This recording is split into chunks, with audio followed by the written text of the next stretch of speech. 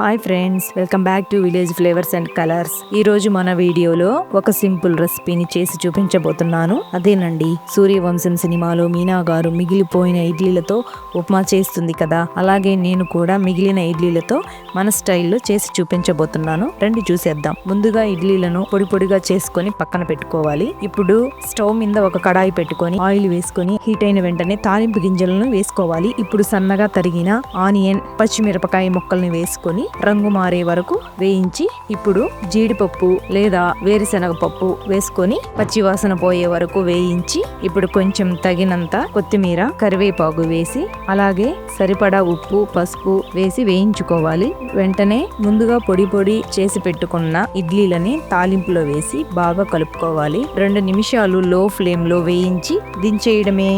అంతే. మీకు నచ్చినట్లయితే ట్రై చేయండి. ఎలా ఉందో కామెంట్ చేయండి. మన ఛానల్ని సబ్స్క్రైబ్ చేసుకోండి అబ్బా. బాయ్, మరి ఉంటానండి.